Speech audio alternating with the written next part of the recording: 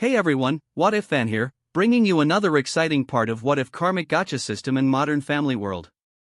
You can find the fanfic title and the original author's name on my Patreon page. Make sure to check it out and show them some love. If you enjoy the video, don't forget to like, subscribe, and ring that notification bell so you never miss an upload. Quick update.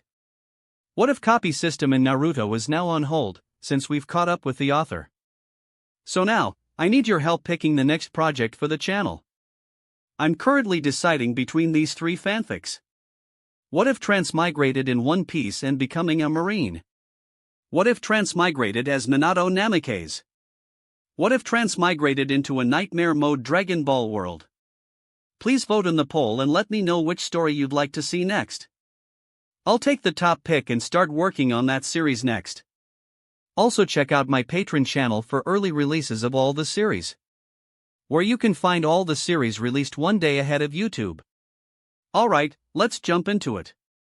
Chapter 56, Great Harvest. Edward POV. As I was late getting out of bed today, Dad walked into my room in his casual clothing to wake me up. He was wearing beige cargo pants and a white polo shirt instead of his usual captain's uniform, as I had forced him to take a day off today. "Oh. You're awake," he said in a dazzled state as he saw I was doing push-ups with my shirts off. 299, 300, 301. My hands were shaking as I forcefully did the push-ups, sweat was dripping on the hardwood floor, and my eyes almost lost focus. "Wait. Edward. Stop." Dad ran and slid on his knees to catch me before I fell to the floor. With panting breaths, I said, "No. I can't stop. I need to bring my team to the Super Bowl. My body is too weak right now. Watashi kara hanaret, get away from me." "What the hell?" Dad became anxious as I was rambling and was trying to shove him away to continue exercising. Alarmed, he slapped my face lightly to wake me up. "Edward. What are you talking about? I need to do this. In order to win the championship dash. Ed. Are you possessed?"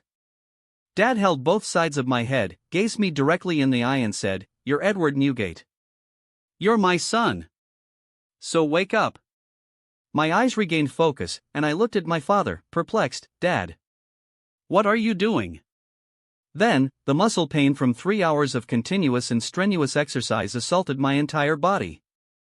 Arg, what the hell was I doing? Apparently, sleep exercising. Dad finally breathed a sigh of relief and released me from his arms. "Get up, you need to go to school." "Ah. I don't want to," I said as I rolled around on the floor with muscle pains preventing me from getting up. "No excuses." Dad smirked before he walked out of the door. I saw his face turn incredibly solemn as he turned his back towards me, but I kept my focus on the new memories inside my mind instead of him. That's why, Hiruma Yoichi. He's someone who was obsessed with football.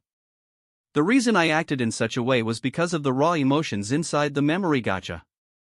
I received his memories for 2 years at that time, when he was training for the Japan Bowl. For a few hours of my life, I had truly turned into Hiruma and my skinny body condition disgusted me. Sigh. I need to take a shower. It feels a bit disgusting to have another man inside my body, no homo. I forced my leg to stand up and walked to the toilet door. As I was letting the water from the shower head rain on my body, I opened my eyes as I recalled the memories from before. Damn. I really don't think that eidetic memory could be used that way. With my eidetic memory special ability, I managed to learn the Japanese language, all of Hiruma's strategies in a match, his devotion in training, bodybuilding skills and diet requirements, cooking skills and recipes, and even methods to blackmail and take advantage of other people using mind games. I basically got a disciplined talent from the memory gacha because of my eidetic memory. I muttered as I cleaned my hands and my body with soap. However, I recognized the memory orb's limitations, in that I couldn't learn anything that wasn't related to his football training memories.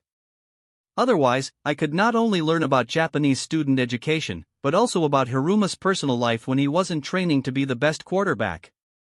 I could no longer experience the memory fragment of Hiruma Yoichi as a memory gacha could only be used once before it disappeared. If I didn't keep my focus during my experience, I may not earn anything from the memory at all. To experience other people's lives would also bring identity confusion into the user's life, therefore, some preparation should be done before opening the memory orb. Basically, the next time I should make a VHS tape of my life like in the movie 50 First Dates so that I can remember who I am after experiencing another person's life. The memories, obsession, passion, guilt, sadness, happiness. I experienced all of them. That's probably why the memory prize is the lowest ranking prize available. The rewards were in their raw form and could affect someone's memory if used incorrectly. After turning off the shower, I walked out of the toilet and got dressed for school. Fuck. I can't feel my arms. I cursed as I struggled to button up the white shirt I was wearing. The sound of someone using a blender could be heard when I walked to the kitchen. Dad poured the green-looking sludge of horror into a tall glass before giving it to me. Drink this. It'll ease the muscle pain. What did you put in this? I asked with a grimace as I smelled the sludge. Kale. Banana. Chicken breast. Various nuts. Raw eggs. Ted smirked as he saw my apprehension about drinking the protein shake. However, my frowning face suddenly turned into a determined one, and I chugged down all of the drink in only one shot. Hiruma drank worse things than this. I thought. With a satisfied exhale of breath and a green drink mustache on my lips, I said, "Thanks, Dad." "Are you going with Abby, or do you want me to drive you to school?" Dad asked after he was impressed that I didn't gag or puke after drinking the shake for the first time. I looked at the clock on the wall and said, "Please send me. I want to rest a little bit before going." I texted Abby that I would be going with my dad to school today while sitting on the couch and massaging my sore legs at the same time. Did I do squats too? How long did I exercise? The chime from my phone distracted me from my thoughts. I picked up my Apple phone and read the message before replying to it. "Abby, did you wake up late?" Edward, "Yeah. I don't want to burden you and make you late too, so you just need to drive me back home afterward." "Abby, I have a life too, you know." Edward, "What life? You barely even have friends." "Abby, go die." Ah. That raised my spirits. It's always nice teasing Abby. I muttered as I kept massaging my legs. It seems that the effect of my massage skill is lessened when I do it to myself. Yup. Didn't you get a spa ticket for your birthday? You should use it later when you finish school. Dad said casually while walking behind me. Although he was unaware of my gacha skill, what he said was correct, as being massaged by another person and being massaged by yourself were two completely different things. He opened the front door before he realized something. Oh right. He turned back to grab the car key and said, "Can't go too far without these." Really? I narrowed my eyes at him for his blatant attempt at making bad jokes. What? Dad replied with an innocent face, but the corner of his mouth that was raising up betrayed him. Hey! Look at that kid. Isn't he the one who performed with Taylor? Oh my god.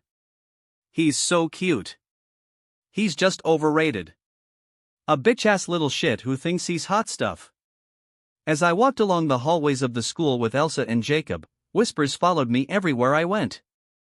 People were pointing their fingers at me, singling me out of my group, trying to initiate conversation, and more than 10 girls had asked me out today, including multiple high school students. You want me to break your face? Jacob growled at the pair of boys who spoke badly towards me. Eek.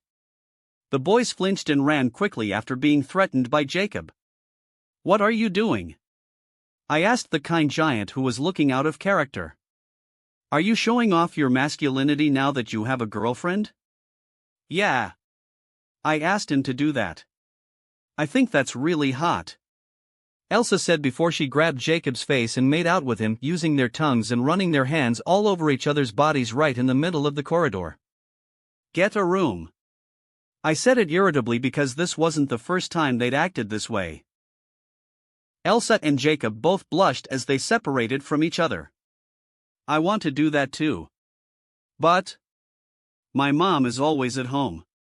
Jacob said in embarrassment. My house is also out of the equation. Elsa said this while fanning her hot face. With narrowed eyes, I said, if you say you want to use my house, I will hit you both. Both of them were taken aback by my accurate guess of what they were thinking. They froze on the spot while I continued walking to the class alone. Hey Ed. Alex greeted me as we bumped into each other on our path to our class. Have you accepted Mrs. Henderson's goodwill yet? Goodwill? I asked in confusion. Not every teacher could give you a makeup test. So, it's her goodwill, isn't it? All you need to do is say yes to become an academic decathlon participant. Did she bribe you to convince me to enter? I asked. Alex flinched before returning to her poker face and saying, no. I just think you'll make a good addition to the team. Well, I don't. An Indian boy with clean-cut short hair and baggy clothes to hide his skinny frame abruptly interjected the conversation. Sanjay. This is not about you. Alex warned him. In case you've forgotten who Sanjay is. I'm on the team. I supposed to have a say in this. Sanjay behaved confrontationally as he faced off with me. Although he tried to act tough, his shaky voice betrayed his actions. I couldn't even cross my arms as they were numb, so I gazed daggers at him and said menacingly, what? He cowered back a few steps, but I guess as he wanted to impress Alex, whom he has a crush on. Sanjay said, why you can't enter the academic team just like that? Do you know how hard we have worked to advance our school until we're finally ranked in the top 10 of the schools in the state, despite being in competition with private schools all around? I can't let you join the team as I'm confident you'll bring more harm than good. Sanjay. Mrs. Henderson asked him to join, so you don't have any say in it. Any complaints, take it with her. Alex. He's a singer. Singers are dumb. He will damage our record. Sanjay debated against Alex while completely ignoring me, who was standing there. Really? So you think I'm dumb? I chuckled a little as I was fed up with the cocky behavior of the nerd. No offense, but for a guy who was always at the bottom of the class to suddenly be pulled into the academic decathlon team, I couldn't help but wonder if you'd seduced the teacher to pave your way into it. Again, no offense. No. I want to take offense. I said as I took a step towards Sanjay. He cowered in fear, and his paper tiger attitude crumbled immediately as he thought I was going to punch him. I said no offense. He said this while quickly retreating a few steps back. That doesn't give you the right to say something offensive. I said as I continued to close the gap between us. Okay, stop. Alex gets in between us to stop a fight from happening. What's with you? She hushed me, unable to believe how hot-headed I was. To be honest, I just disliked the guy, even in the previous series. I suddenly realized that I was acting like a delinquent, and I stopped what I was going to do. Damn, Haruma's unpleasant personality had rubbed off on me.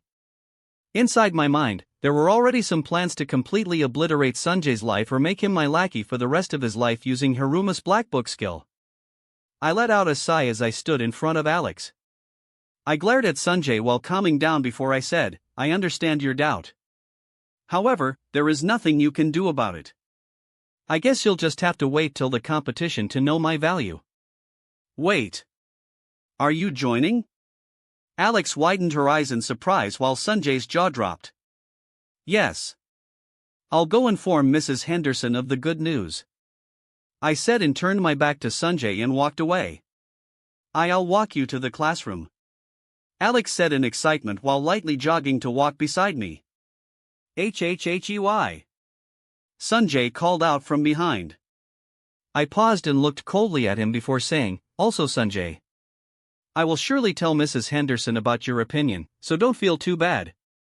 She will greatly appreciate it when I tell her of your tough stance, word for word, without leaving anything behind. No. You don't have to do that. Sanjay gathered his strength to run towards me before Jacob suddenly stood in his path. What do you want? Jacob asked him. Sanjay's eyes darted between Jacob and I before he decided to run away with tears in his eyes. Hey! You're not joining the team just to spite him, aren't you? If you don't work hard for the competition, I will ask the teacher to kick you out too. Alex suddenly warned me after I finished talking with Mrs. Henderson.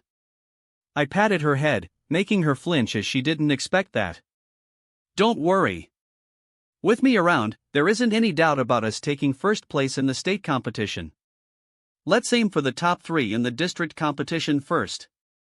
Alex retorted hurriedly while hiding the blush on her face with her hand.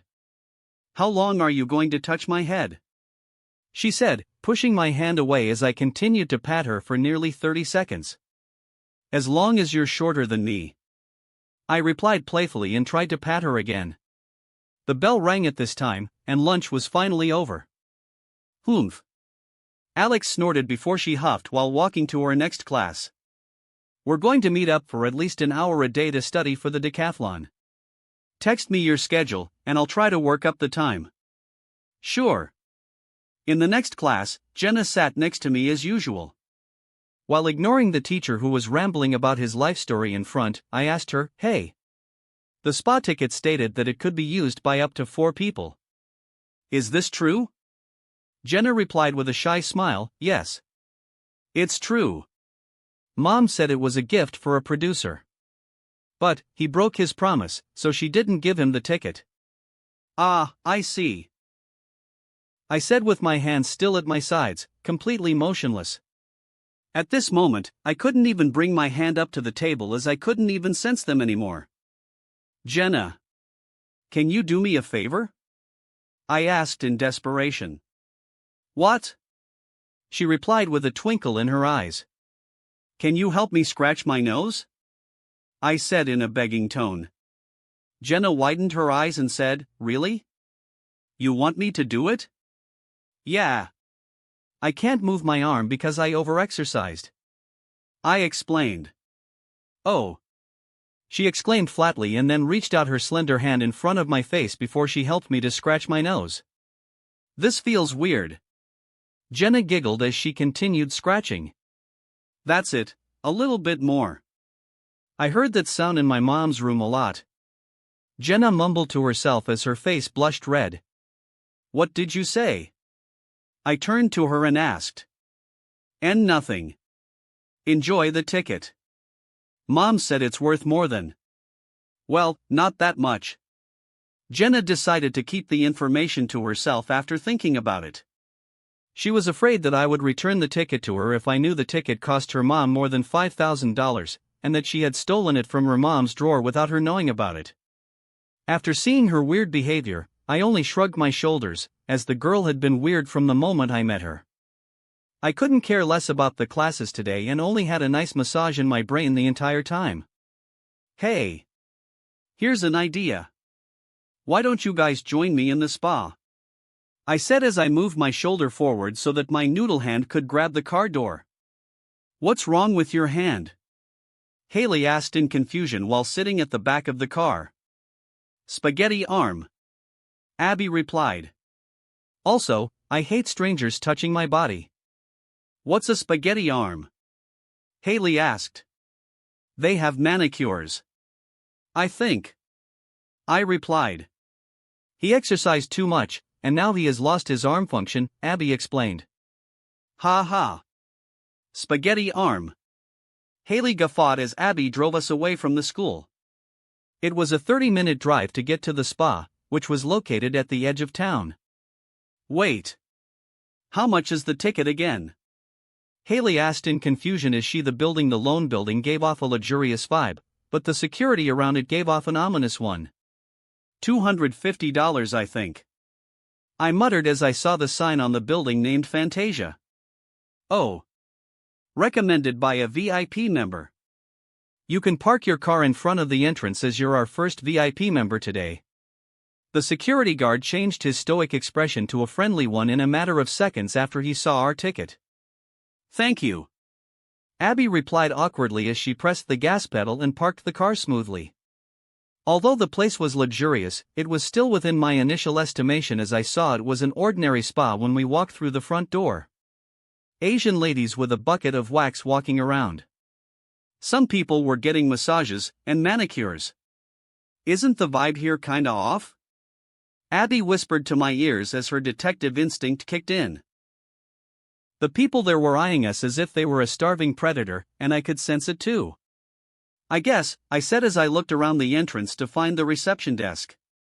We were greeted by a European lady with fiery red hair, a pointed nose, and deep eyeshadow around her piercing blue eyes. She was wearing a satin full suit outfit that covered both her hands and legs, and she looked more like the owner of the spa rather than a worker. The only place where her skin could be seen was her head and her deep cleavage on her G-cup chest. Haley and Abby both covered my eyes with their hands at the same time as they caught me leering into the lady's bosom. The lady with the name tag, Serafina, said, "Welcome. As per the rules of our establishment, customers have to turn off any mobile devices or any type of recording devices before entering to protect the other customer's privacy." "Sure," we replied and followed the instructions obediently. Abby had to reach into my pocket as my hands were totally useless and helped me to shut down my iPhone. "Please change into these robes. You can put your personal belongings in the locker provided." Although the rules were pretty weird, I only thought all of their rules were to protect the D customer's privacy. Maybe some VIPs used this place. "May I ask what your fantasy is about coming here today?" the lady asked after we had finished changing into the robes. "I don't need much. I just want someone to make me feel my arm again at the end of the session," I replied honestly while still staring at her chest. The lady smiled seductively as if knowing what I wanted and said, "That could be arranged. I want to watch him scream while getting the massage. And a manicure," Abby said with some irritation as I kept leering on the sexy lady's body. "Unfortunately, the massages are a private session for those involved," Serafina said. Abby pouted and replied, "Okay. Put him next door to me then. I want my face to look better, so I'll book the facial," Haley replied while pointing at the Asian massage section on the menu. The lady then turned to Haley and said, "Unfortunately, we changed into an all-female establishment a month ago." "That's okay. I prefer women," Haley replied innocently without knowing what she was asking for. To be honest, all of us didn't know what we were asking for. We were just going with the flow. "We'll start with the mister," the lady said while leading us towards a small room with a massage table in the middle. "Please lay down over there and take off your robe," the lady said while opening the cabinet next to the massage table after I had separated from Abby and Haley. Every high-end spa had a separate room to protect their customers' privacy, therefore we were the only one there. I didn't even see another customer while we were walking to our room. "We will start with a massage," Serafina said before she started kneading my arm. She abruptly grabbed my right hand and walked one foot over it, gently massaging my arm with her crotch. "Is this a special technique?" I asked playfully while laying down motionlessly on the massage table while enduring the muscle pain. "Yes. I'll show you a lot of new techniques today," she said with a seductive whisper as she batted her eyes at me. My teenage hormones reacted the normal way a man would when being seduced by an extremely sexy lady. In the next communal room, Abby said with a whisper, "I'm telling you, something feels weird in this place." They were waiting for their own private session by the workers and were getting pampered before they would be massaged. They put green face cream on Haley and Abby's face while a few workers cleaned their hair and wrapped it in a towel. The manicurists were also giving both Abby and Haley the best treatment possible, and they couldn't help but feel extremely relaxed while they were getting pampered. In my room, the massage went on for half an hour before the lady said to me, "Raise your hand over your head." "Okay," I replied with a flushed face and a half-mast underneath my boxer from her deeply intimate massage. Running her hand seductively up my thigh, whispering in my ears, and even lightly rubbing her body part on mine. "This part will be a little bit intense," the lady said. Suddenly, I heard a clicking sound, and I found out that she had handcuffed both of my hands on the massage table. "What the hell?" I widened my eyes. The lady jumped on top of my half-mast and started dry humping me the moment my hands were restrained. The safe word is Catsilla. She smirked before she bent over and started licking my neck. Chapter 57, Happy Ending Massage. Third-person POV. Why are these people here so sketchy? Abby thought as her eyes darted around the room. The cold and wet brush of the green-colored face mask solution made her flinch as she wasn't focusing on what was going on in front of her but rather kept her eyes on the room Edward was in. PFF, it's just a brush, Abby. Haley chortled as she saw her friend's overreaction. Sorry, Abby said to the worker meekly. Then, she got back into her detective mode and analyzed the fake expressions of the people there, the sweat on their foreheads as they focused on their work, the hidden glance the spa workers gave to her and Haley as if they were their rivals, and the extremely high privacy setting on the establishment. The door would be locked during the massage session, therefore, she had no idea what was going on inside the room. Beside her, the carefree Haley exclaimed ah as she drank fresh cucumber water. This place is awesome. Abby replied perfunctorily without paying attention to Haley. Fantasia. A high-end spa establishment with a dark secret. My detective sense is tingling. Why did Jenna give this ticket to Edward? Is it really just a birthday present, or did she have another thing in mind? My Edward is pretty dumb about this thing. I need to make sure that he isn't exploited by some bad guy. Or worse, being blackmailed by them. My instinct is telling me that something weird is going on inside this building. Abby thought as the manicurist cleaned her nails and put nail polish on them. Excuse me, where is the toilet? Abby asked the worker next to her. Down the hall. The worker said and pointed to her left side. Thanks.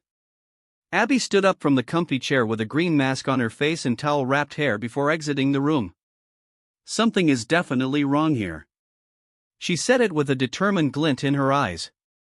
Suddenly, a worker exited the room and crossed her path while she was going to the toilet. Her eyes quickly scanned the room within the small gap of the door crack, and she widened her eyes as she saw the sight of a customer doing it with the masseuse. Her face blushed red and she turned her head away in a hurry before jogging lightly to the toilet.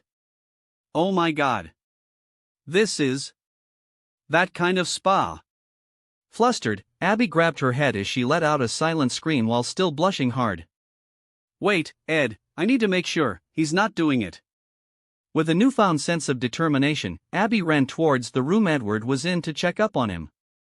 But how do I enter the room? Abby thought as she reached Edward's door. Stopping a worker on her path, Abby said, Hey. He needs to take his medicine at 5 o'clock. Can you open the door for me? What meds? The worker asked. Are you trying to get his personal information? Abby asked scathingly. The worker shivered and said, Forgive me. I'll open the door right now. As the door was opened, Abby widened her eyes as she saw what was going on inside the room. Edward POV. To be honest, the massage was pretty bad. I couldn't feel anything when she touched my body, and her indecent touching with no actual skill only made my muscles' condition worsen. But as she decided to remove all facade and get to her main work, I finally realized that I had entered the wrong establishment if my intention today was to just get a massage. As the lady was straddling me, I yelled hurriedly, Stop! Stop! I tried to forcefully remove my hand from the cuff, causing the entire table to shake. The lady was baffled and she stopped licking my neck for a moment before she resumed her character. Her soft ass was moving front and back while she was sitting on top of me, and her warm tongue made my face flush as she licked my neck seductively. Resist all you want, you can never dash. Catzilla. Catzilla. I muttered the safe word immediately after wrecking my brain and trying to find the method to stop this session. Luckily for me, I heard the safe word loud and clear before she started going on top of me. Serafina's brain short-circuited and she straightened her back while still straddling my hips. Are you seriously asking me to stop? Isn't this what you came here for? Lady. I want a massage. I have muscle pain from overexercising. I explained with sincere, fearful puppy dog eyes. The lady was baffled by the situation, but she decided to try one more time to persuade me. This guy is excited right now? Are you sure you want me to stop? She was grabbing something underneath my boxers while intently studying my reaction. Yeah. Please stop. I said decisively. And take off the cuffs too. Serafina shrugged and said, okay. Too bad though, I think you're really cute. Before she could climb down from my body, I heard the sound of the door being opened. Serafina and I both turned our heads towards the door, and found out that it was still closed. It must be the other room, the masseuse said and got down from my body. I breathed a sigh of relief as she took out the key from her underwear. Please don't blame me for this. People who show up with the VIP card are sure to get the best treatment possible, this kind of treatment. Really? The best? Even though you suck at massaging? I teased as she unlocked the handcuff. Well, I usually suck at something else. But you don't want it, so? Sue? Both of us weren't looking at each other as the situation became increasingly awkward as time passed. Do you want me to continue? She asked. Then, she realized something and said, what I did was of my own accord. I wasn't forced, and neither did the establishment provide this kind of service. A disclaimer, huh? So, will they cut you off and throw you under the bus if I report this? I asked with understanding. Her eyes shook and she said, yes. I should have asked you clearly before. I'm sorry. Never mind. I won't report it. It's useless to report it anyway. I muttered dismissively as she apologized to me. It was stupid to report this kind of service to the authorities. Not only did this establishment cater to some politicians and police superintendents, but the VVIP guests would also back them up if someone tried to shut the business down. The worst repercussion was that they would need to change the location and company name before resuming their entire operation. As my body was still sore, I had no choice but to accept her offer. I will say yes to the massage. The normal one. However, this time, I will guide you. She smirked as she couldn't help but feel the situation was funny. She said, what do you know about massaging someone? Because my name and age were concealed, she estimated that I was at least 17 or 16 years old, implying that I was still a child in her eyes. I know plenty. And it'll definitely be better than whatever it is you're doing before this. I said cockily while smirking. Let's see, mister. I have 5 years' experience in massaging someone. She raised one of her eyebrows as she felt challenged by my words. And in those years, how many times did you actually finish the massage without the happy ending option? She was at a loss for words, as, like I said, she never actually needed to massage someone properly as long as she could service them after. Also, if you can learn even 1/10 of what I teach you today, you'll become the best masseuse on the planet. You don't even have to use the happy ending to make the guests have their happy ending. It'll be intoxicating, addicting, and the greatest massage technique in the whole world. Even presidents will stand in line to be massaged by you. She chortled loudly and said, you braggart. Okay, I'll follow what you say. But, if you're not satisfied afterward, I will take no responsibility for it. Laying down face first on the bed, I said, first, locate the trigger point in my shoulder blades. We're looking for my myofascial trigger point. You should feel a small notch with your finger and press down on it using only half the pressure you usually use. Only half? Are you sure? She asked cautiously as she followed my directions. Yes. You need to move your finger in the direction of the muscle fiber. Imagine as if you're trying to elongate it. I guided her slowly in the massage session. From my hand to my back, my waist, and my legs, she followed all of my instructions carefully. Following the Murim World massage technique ingrained in my mind, my teachings allowed her to actually relieve the muscle tension on my body. As a result, I could feel my hands again after about half an hour of her massaging me. Serafina, tell me. What is the funniest moment you've experienced in this line of work? I asked her casually while she was kneading my back. It was her first time ever sweating while massaging someone in her 5 years of work. In all of my years, I think this moment is the weirdest one. Hey, I asked the funniest. I retorted playfully.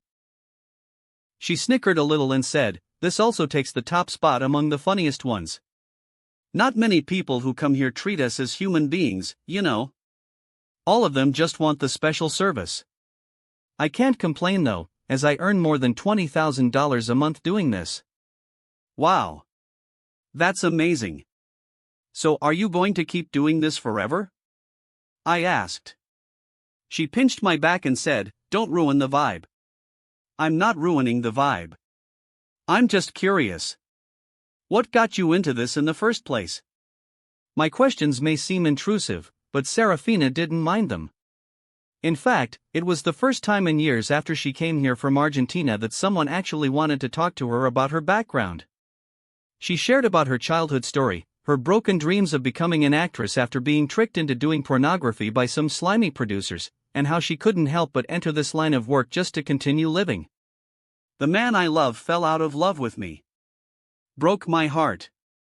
And whenever the chance to be loved came along again, I ran away from it. What they fell in love with was an image of me. When they know the true me, they will run away again. I understand that. I used to have a really nice pair of rollerblades. I was afraid that if I wore them, I'd wreck them, so I kept them in a nice box underneath my bed to hide them from myself and everyone around me. What are the similarities between them? She asked, laughing. Feeling and rollerblades are two different things. Or, it's the same. Listen to me first. So, you know what happened when I kept them inside for so long? No. What? I outgrew them.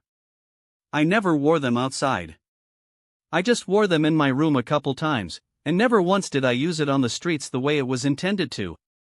Serafina paused her massage and listened intently to what I was going to say next.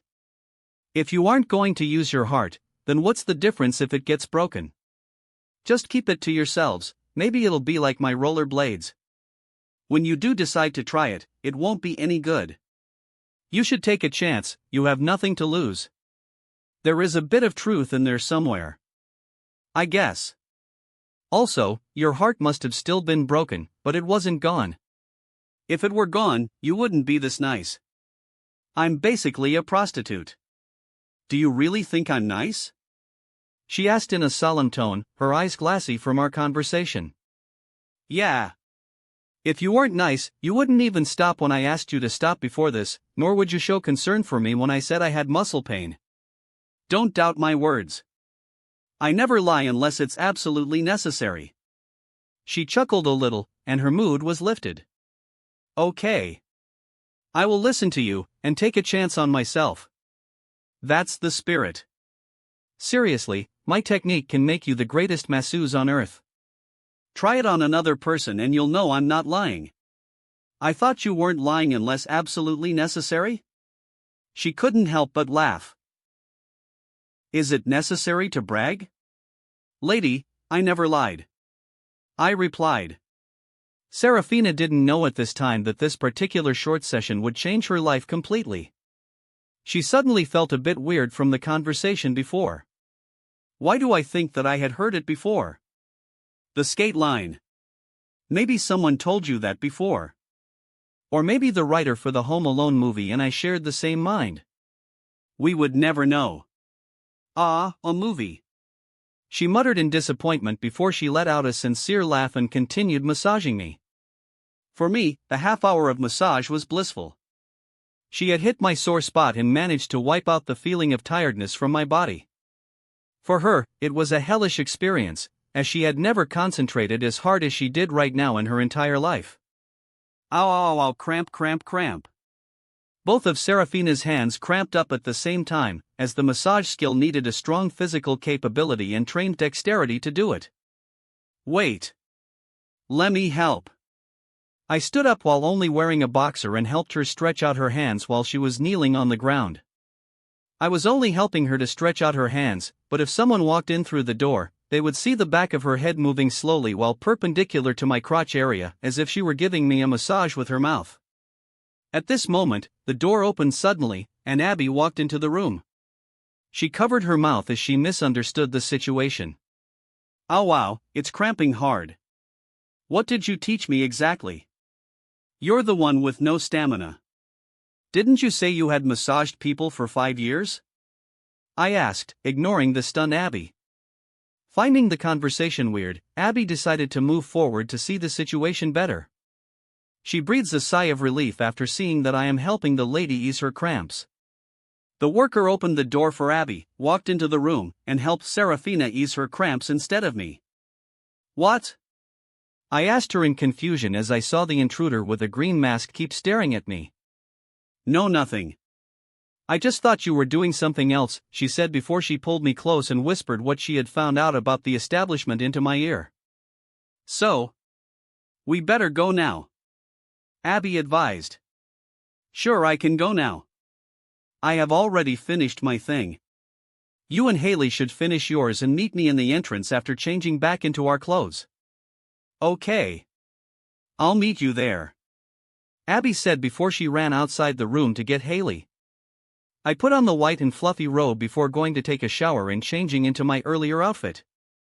In 20 minutes, I had already finished with my preparation and sat in the lounge area while waiting for the girls to get ready. While I was browsing the magazines, Serafina walked towards me with an embarrassed face. Are your hands all right now? I asked with a mischievous smile. She faked a cough before she said, "Thank you for helping me before. And telling me what I needed to hear." Although the advice resonated with her, she would still continue working here for a few months before actually having the strength to quit her job. Change was always scary, no matter how much motivation people could offer. It's okay. Now, you're officially a disciple of the Master Alchemist. I hope that you will use the techniques I bestowed upon you to better yourself in the art of being a masseuse. She chortled and waved her arm at me and said, "Okay. Stop. I will lose my composure here. My boss wouldn't like it." I smiled and said, "I wish you all the best, Miss Serafina." You too, Edward Newgate, she replied with a sincere expression.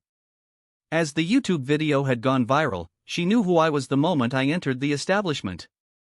My advice: next time, don't accept gifts from a random stranger, okay? She said this before turning around and walking away. Well, that was weird. As I remembered my time at the spa, I muttered, I need to know if Jenna does this on purpose. I don't think she would do this as she doesn't want someone else to get near me, but who knows what she's actually thinking about. I let out a long sigh and waited for the girls before Abby drove us quickly away from the building. Why the rush? I still haven't gotten a foot massage yet. Haley pouted while sitting on the same seat as I was, next to the driver's seat. She hadn't gotten the chance to climb on the back of the car before Abby had pressed the gas pedal. As the seat was narrow, half of her butt was on my lap, and Abby didn't care about speed bumps while she drove.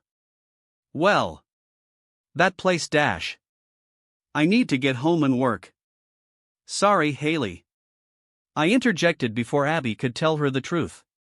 She used her eyes to ask me, seriously? I replied back with my eyes by blinking twice, yeah. It's better if she didn't know about it, I thought as I poked Haley's puffy cheeks. Hey! Stop that! Haley said it with fierceness, but she was not at all threatening. Third-person POV. While Edward had gone to the spa, Ted received an invitation from Phil to hang out at his house after he returned home from the real estate office. He spoke Japanese? Phil was flabbergasted when he heard Ted's story of Edward's sleep exercising and his weird behavior this morning. Yeah. I know for sure he hasn't learned the language before, Ted muttered in a concerned tone. It wasn't that weird for him to speak another language. My roommate Ling in college suddenly spoke Arabic at one time while he was sleeping, and he had never learned the language before. True story. Maybe, Ted muttered. But if you're still concerned, maybe you can get someone to talk to him and find out if there is something wrong with him. You know, someone he respected enough to share his feelings with, but who was not close enough to him that it would be awkward for him to see him the next day. He meant him. Claire walked by the kitchen and interjected in the gentleman's conversation after she returned home from picking up Alex from her cello lesson. Yeah. Me. Phil beamed up while volunteering himself. Ted was flabbergasted at first, but after thinking for a while, he finally reached his decision. Please help me, Phil. Ted requested with a sincere expression on his face. I would help even if you didn't ask me to. Phil said. I will invite him over tomorrow to play some Mario Kart. Phil. Claire admonished him again while preparing for dinner. To have a nice, casual talk with him. I won't just play with him. Phil said in an unconvincing manner. Captain, why don't you and Ed have dinner with us? Claire offered. Nah, it's okay. Edward's aunt is coming for dinner tonight, and she wanted to cook for Edward. Aunt Camilla was already in front of the house, wearing a brown jacket on top of her black tank top and tight jeans. Nervous as it was the first time she would actually spend time with her nephew, she was also looking forward to getting to know an estranged member of her family. Hopefully Edward will like the food. Camilla muttered to herself as she waited for Ted to return home. Chapter 58, I Can Handle This. Edward POV. After getting home from the spa, I made sure to contact Jenna and ask her about her purpose for sending me over there. But in the short conversation we had, I realized that she had no idea about the place and hadn't sent me over there with malicious purposes. Unfortunately, my decision to contact her had finally given her my phone number and allowed her to save my contact information on her phone. Third-person POV. In Elsa's house. The room was small, cramped, with a bed for 3 people, as Elsa stayed with 2 of her other sisters in the same room. Flowery wallpapers could be seen on the walls, and clothes and toys were thrown everywhere on the floor. Elsa shushed her 7 and 9-year-old sisters after Jenna's phone rang. He's really calling me. Jenna squealed in excitement with her best friend while sitting on the bed together before she cleared her throat, put on an act that she didn't care about Ed, and answered the call. Hello? Jenna said. Hi. Jenna, I need to ask you something. Edward said on the other side of the line. Jenna removed the phone from her ear, squealed in excitement slowly before answering the question carefully. What do you want to ask? It's about your gift. Oh. The question clearly disappointed Jenna, who exclaimed in a flat tone. When Edward contacted Jacob to ask Elsa about her contact information, she really thought that he had done so to ask her out. But the questions Edward was asking her made her feel like she had done something wrong by giving him the present. Edward POV. While holding my iPhone in my ear, I walked into my house after waving goodbye to Haley and Abby. Jenna. Please ask your mom about the spa ticket, and whether I should reimburse her for it. I'm sure you took the ticket without asking her, right? Also, I'm not mad at you. Don't cry. I reassured Jenna as I could hear her voice becoming shaky, and she choked up a few times. Jenna, Okay. I will ask her. But don't worry. I won't ask you to reimburse it, as I was the one who took it in the first place. Don't worry. I can pay for it. I'm rich now. Anyway, I really enjoyed the gift. I have muscle pain today, and it all went away after the spa session. I said it in a calm manner while changing the subject so as not to make the girl cry. Text me when you have the conversation with your mom, okay? I said to end the call. Really? I can text you? She asked in disbelief and anticipation. Yeah. But if you don't control yourself, I will block your number. Deal? Deal. I could hear her squeal with someone, whom I presumed was Elsa, on the other side of the line. I said my goodbyes and ended the call as I entered the house. A sudden nostalgic familiarity hit me the moment I opened the door. A hot Latina woman was standing by the door to welcome me back into the house as she waited for me to walk in. Aunt Camilla. I muttered as I struggled to understand her presence. Wearing a flowery apron on top of her regular clothes, a low-cut tank top and tight jeans, she tied up her hair into a ponytail so as not to let it disturb her cooking. Your dad invited me in. How are you, Ed? Did you have fun in school today? Aunt Camilla asked with a bright smile, as she was incredibly happy to see her nephew again. School is fine. I will enter the academic decathlon though, so I have that to look forward to. I said as I gave my aunt a light hug before going upstairs.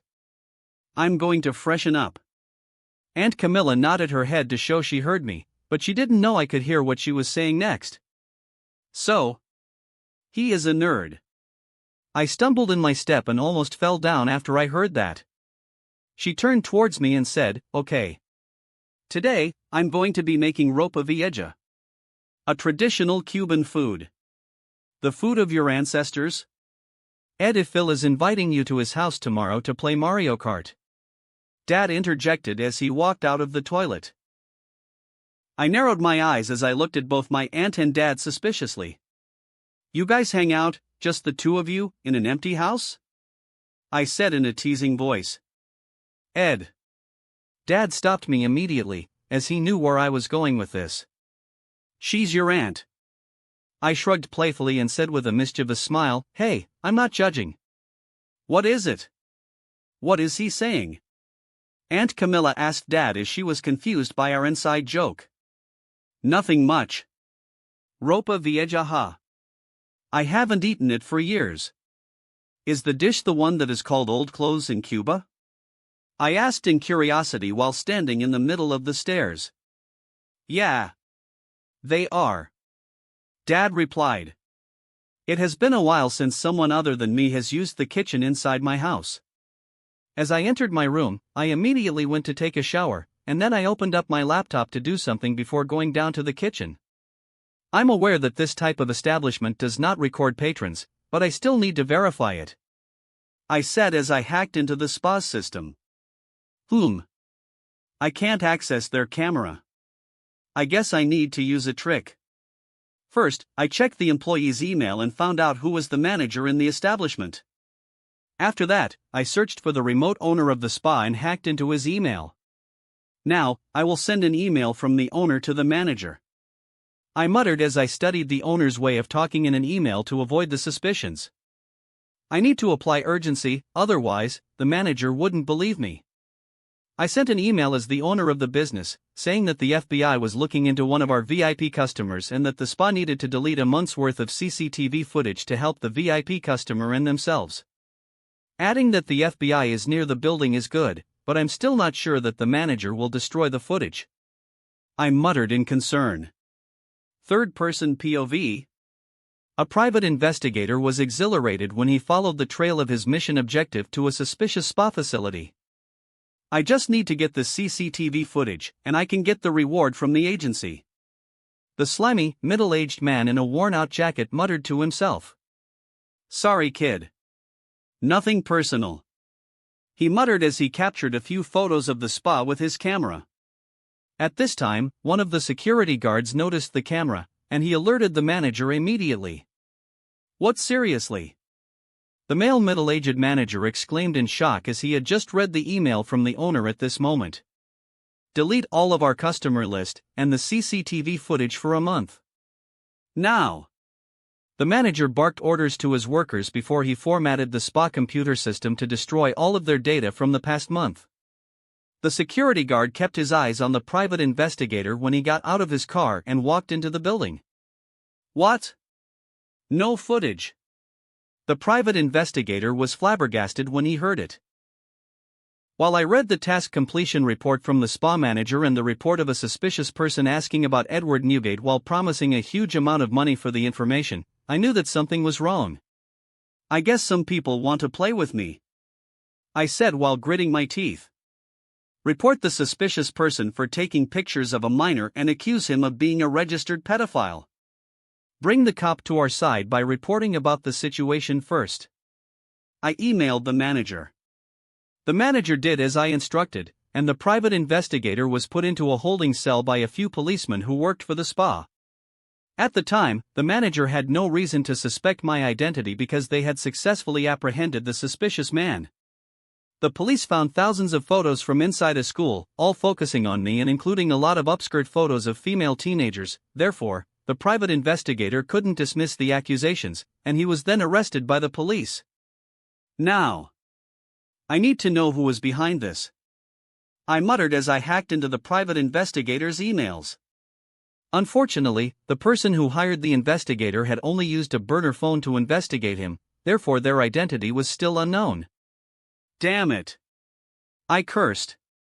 A window popped up on my laptop screen as my algorithm to find where Taylor was had completed its task, distracting me from searching for the culprit. Oh. She had a concert in an hour, I said as I read the data compiled by the program. I looked at the time, and there was still an hour before dinner. Therefore, I started to hack into the Vegas concert hall she was in and pinpoint her location in the building. The camera circuit in the building was a closed-circuit camera, therefore, I was going in blind and depended on the computer connected with the Wi-Fi to search the rooms one by one. I feel like an obsessive stalker, I muttered as my finger continued tapping the keyboard with a speed superior to the world's fastest typer. My parallel thinking ability also helped me to run 2 algorithms at the same time, making my invasion of the facilities system twice as fast compared to my normal speed. Even before this, I was a ghost in the system. Now that my ability has been upgraded, is there someone else who could actually notice my presence on the internet?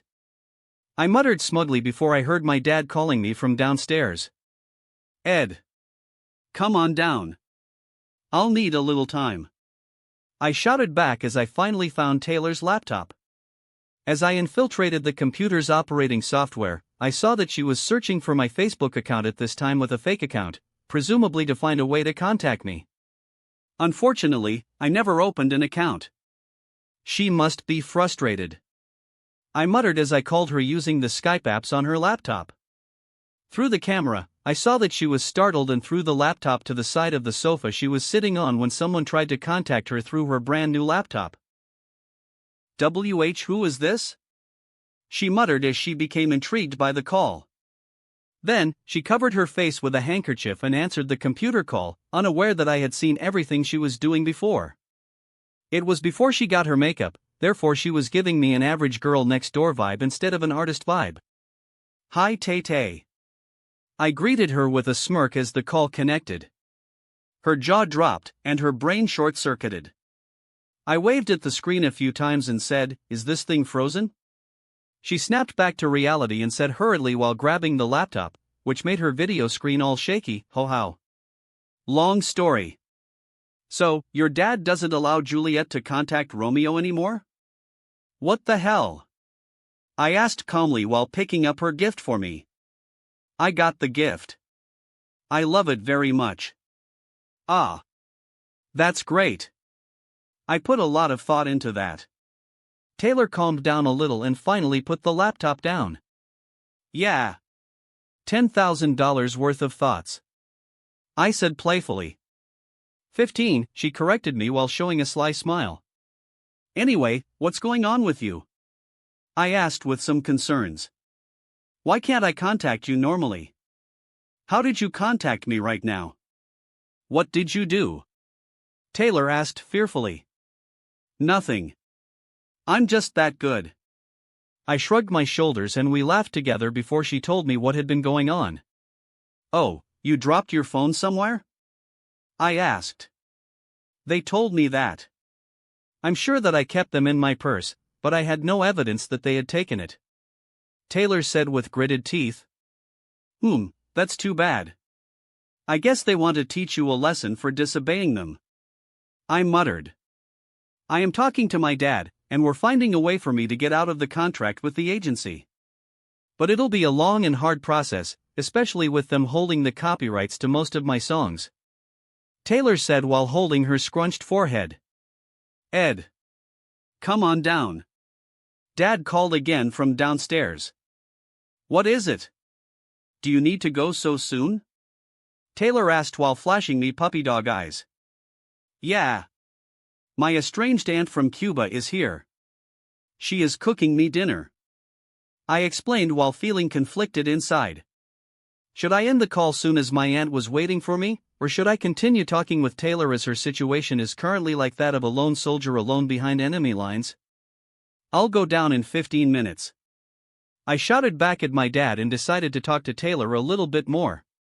She told me about her fans asking her where I was during her concerts, and how that question irked her so much that I had to take responsibility for it and sign her up with my agency as reparation. Of course, she said she was joking afterward, but I couldn't help but feel that she was sincere in her request.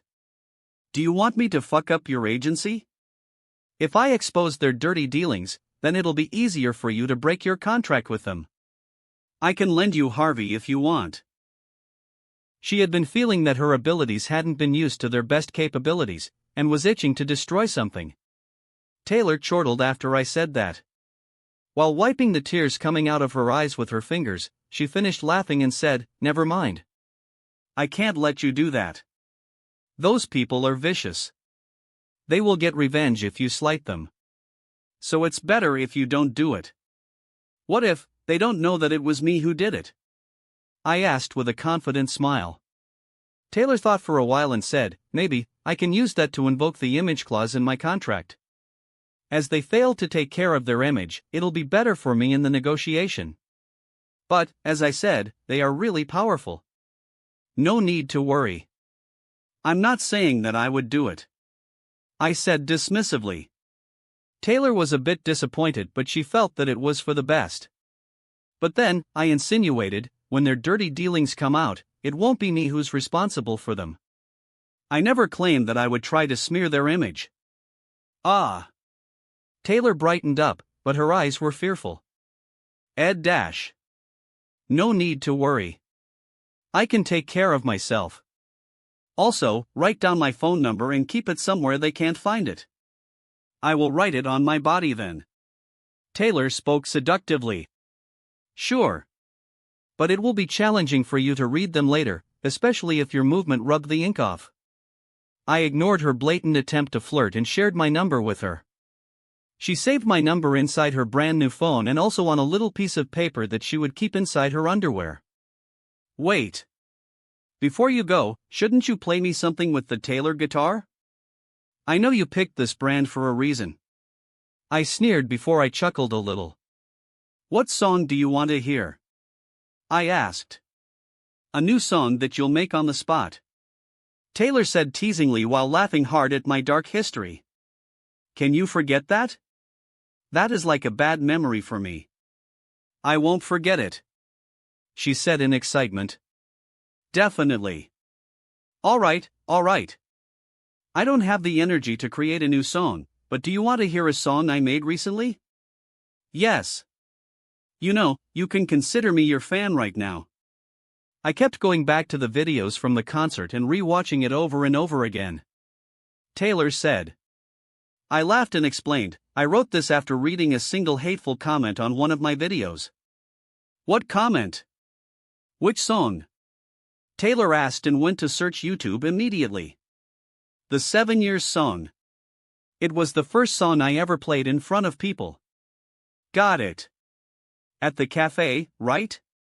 Taylor said and clicked on the video immediately. "Which comment?" "There are thousands of them.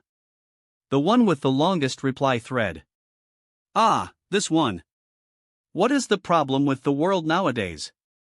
How could you guys think that this song is great? It's just a boy trying too hard to be famous. He'd be better off playing Disney songs, Peter Pan in Wonderland, or something a kid would play instead of this sh*t. "This comment?" "Yup." I replied, unbothered by the comment from the troll who only wanted someone to respond to him and make people mad. "What song did you make?" Taylor asked, intrigued by the situation. "Did you really make a song?" "I could do that. But I made a Peter Pan song instead," I replied while I strummed the guitar to create a soft melody. "Do you want to hear it?" "I do," Taylor said hurriedly. "I heard you sing. Did you write another song?" Dad asked while we were waiting for my aunt to finish serving dinner at the dining table. I offered to help her, but she asked both of my dad and I to wait instead. "Yeah." I was video calling Taylor and sang her the song with her guitar gift. I explained. "It's ready," my aunt said while putting the ceramic pot in the middle of the table. She opened up the lid, and the peppery smell of the spices and meat filled the kitchen. "Damn, it looks good," I muttered as I saw it. "Yeah. I don't have a lot of ingredients, so I had to do it, my style," Aunt Camilla said with a shy smile. "It's okay. I'm sure it'll taste great," I said as I scooped the meat onto my plate, which was half filled with piping hot white rice. Aunt Camilla sat directly in front of me, smiling softly while looking forward to seeing my reaction to the food of our people. While I was mixing the rice with the dish using a spoon, I asked her, "What ingredient is missing?" "Well, the bell pepper. I did find a substitute for them though." Aunt Camilla recounted her memory of the farmer's market, where she found a shriveled-looking pepper and thought it could replace the bell pepper. "I see. That's great," I said as I took a spoonful of the rice and meat. My dad did the same thing as I did, and both of us froze after chewing the food. With a forced smile, I put the spoon down and asked after swallowing it, "What pepper did you use exactly to replace the bell pepper?" I don't remember, the vendor said it's primo pepper." "I see. The pepper that is ranked number 4 on the Schoville scale," I said calmly while standing up. My aunt was confused and asked, "Is it bad?" "Camilla. It's good. But..." My dad also stood up a second after I did, his face becoming as red as a tomato. "It's too spicy." I couldn't keep my composure anymore and ran to the fridge. "Ah!" Dad screamed as his saliva felt like melted magma in his mouth. He went to the kitchen sink and started to rinse his mouth under running water. I gulped the big jug of milk straight from the canister to wash away the spiciness, but the sensation was like a home squatter that wouldn't leave even after you gave them a warning. Aunt Camilla's eyes shifted to the pot as a result of our reaction. "Americans. You can't handle the spice as well as Cuban people could." Then, she took a spoonful of the dish to taste it. "See, it's good," Aunt Camilla said smugly before her smile froze, and her face started to burn up. We Latina can handle this, and no I can't," she said as she ran towards the fridge and grabbed the milk from my hand. "Hey!" I exclaimed as I saw her gulp the milk greedily, spilling it all around her mouth, letting it drip onto her neck and enter her cleavage. If I wasn't suffering from the spiciness, I would have enjoyed the scene. Too bad the sensation in my mouth was like someone had lit up a fire inside of it. I grabbed a cake in the fridge and started to eat it to fight the spiciness with sweetness. After half an hour, finally all of us managed to beat the spicy flavor of the dish. The three of us were sitting on the floor with our backs against the kitchen wall, visibly sweating from our struggle to break free of the food influence. "What should we do now?" Aunt Camilla asked while feeling guilty that she had put us in this predicament. "Why don't we go to a Cuban restaurant and eat there?" I suggested. "Let's do that," Dad said in a tired voice. "What should I do with the dish?" Aunt Camilla asked. "Should I throw it away?" No. You've worked hard on that. Just put it in the fridge," I said while hatching a scheme in my mind to invite the people I don't like into my house to taste the food. He's daydreaming again.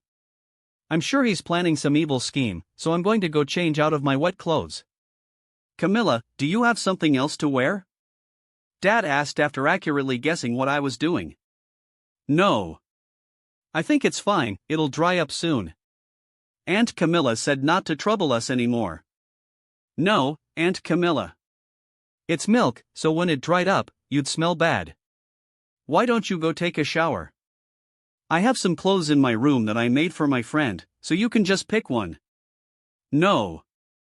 Ed Dash. Aunt Camilla. We're family, right?" I said with a sincere smile to show her that she wasn't bothering us. She stopped resisting and said, "Okay. Since you offered." "Good. You can change in my room. I'll lay out a few clothes on my bed, so you can just pick one from them." "Oh, but I don't have any underwear though," I said while scratching my cheek. "It's okay. I don't wear them anyway," Aunt Camilla replied, causing my eyes to go straight to her wet chest. Dad called me out softly to snap me back to reality. While clearing my throat, I said, "That's okay. I'll call the restaurant to ask if they have an empty table." It took us only 15 minutes to get ready.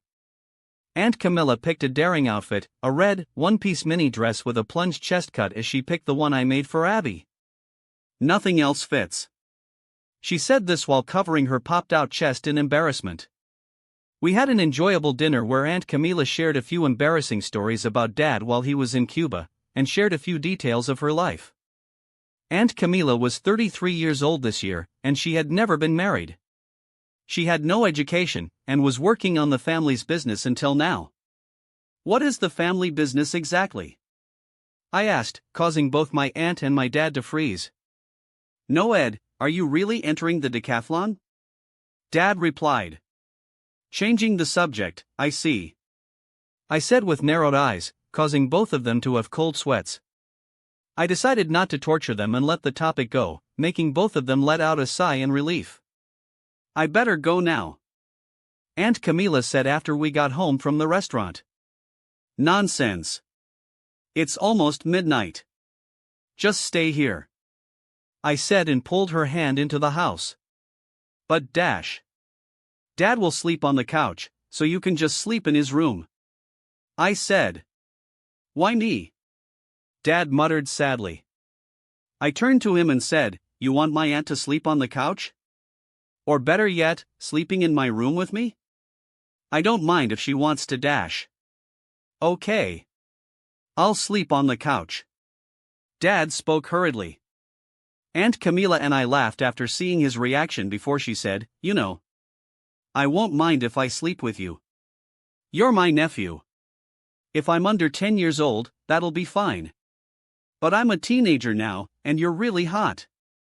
Therefore we won't have the chance to do that anymore," I joked, earning a sincere chuckle.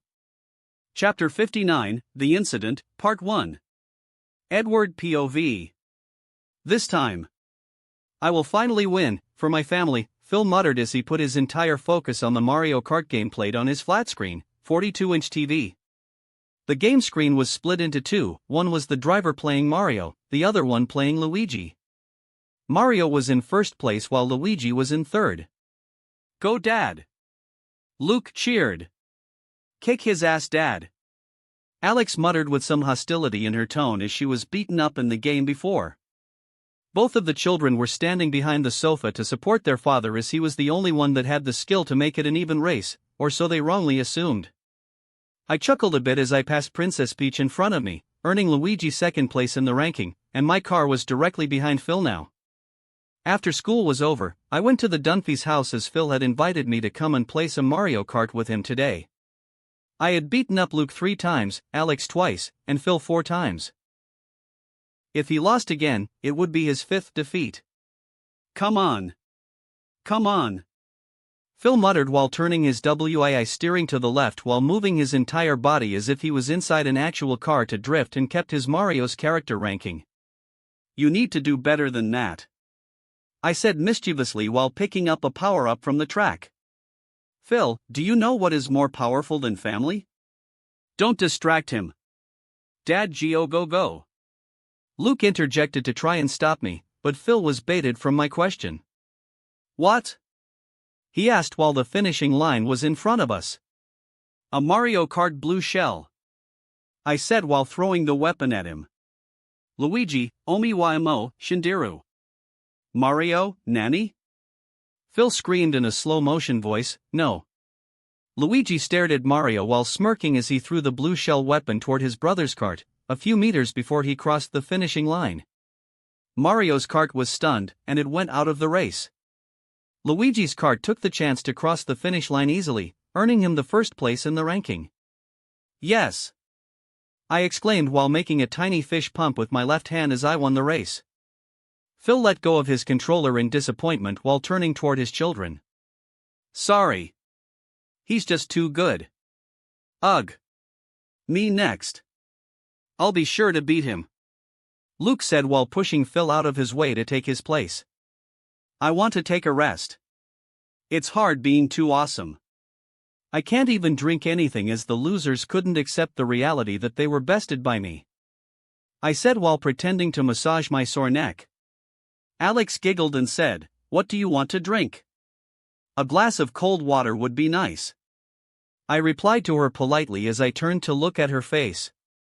She nodded and took 2 steps toward the kitchen before I said, "Oh Alex, make sure you knock before opening the fridge." She scrunched her face in confusion before she turned back slightly and asked, "Why?" In case there's a salad dressing. Phil and Luke looked at each other before they burst into laughter while Alex rolled her eyes at me. Seriously? Don't hang out with my dad anymore. His lameness is infecting you.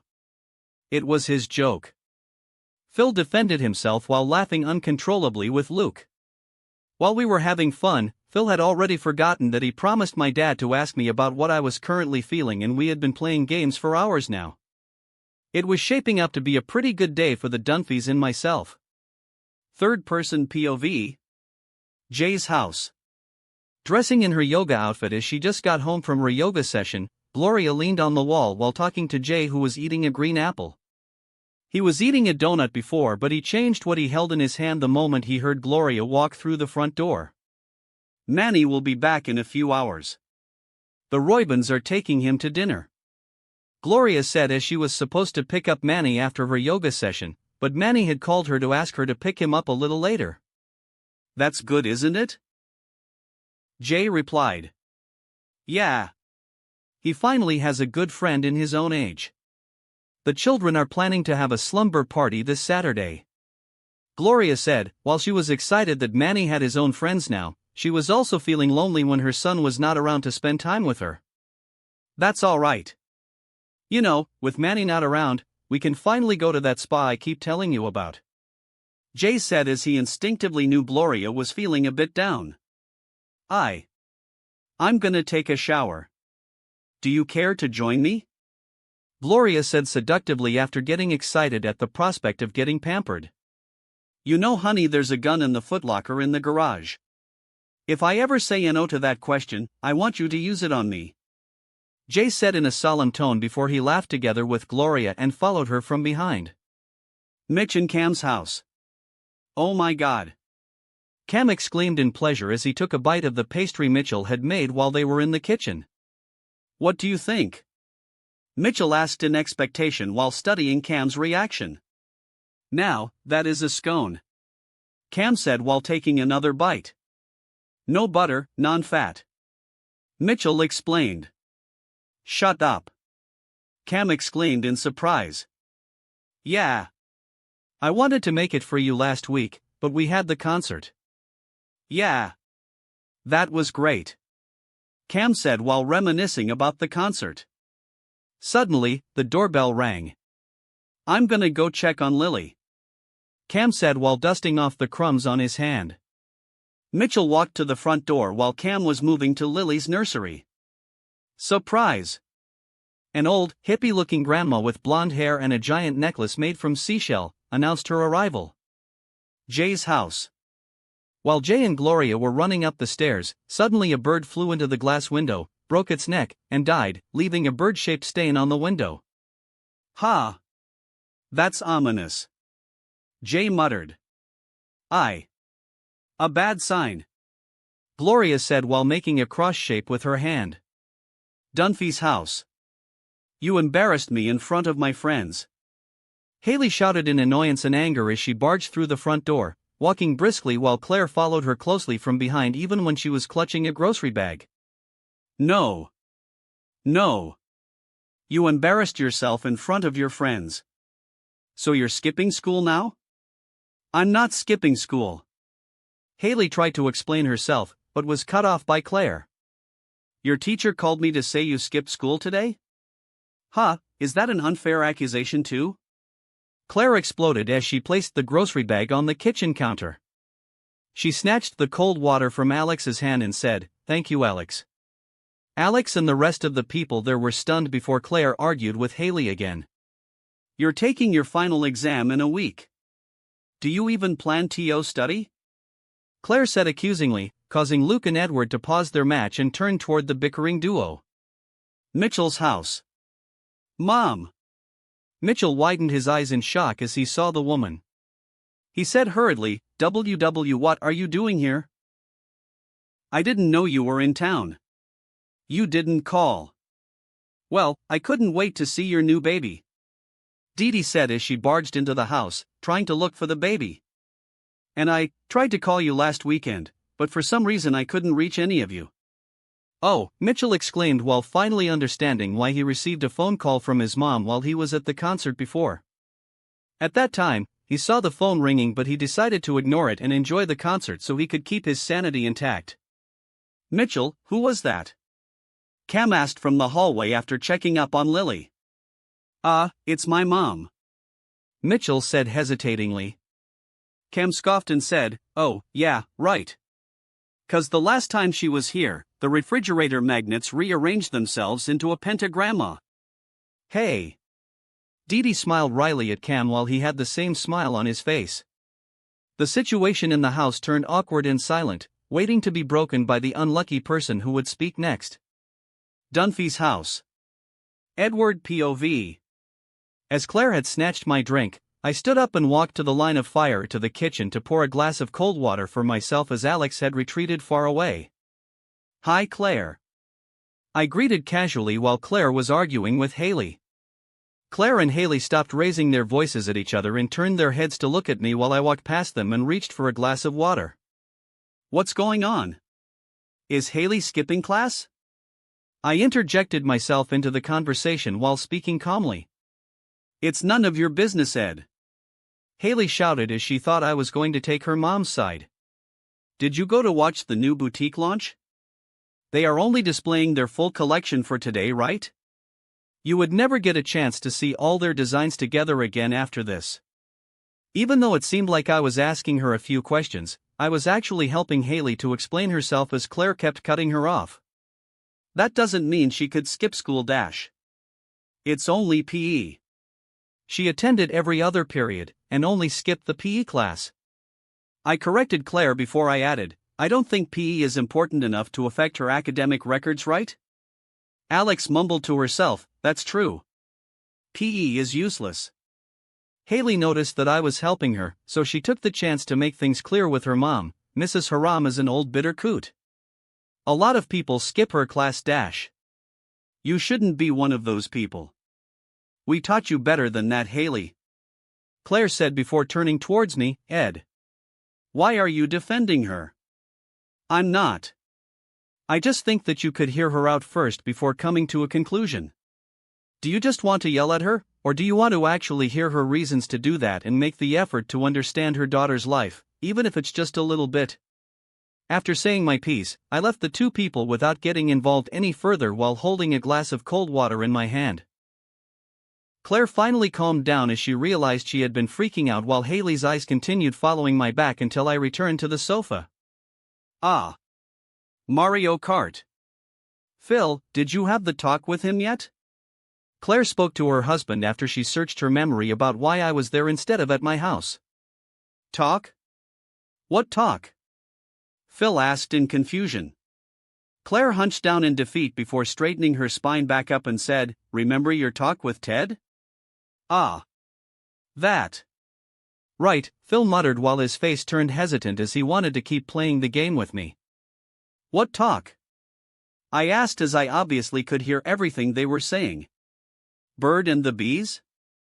"Ew!" Alex exclaimed in disgust.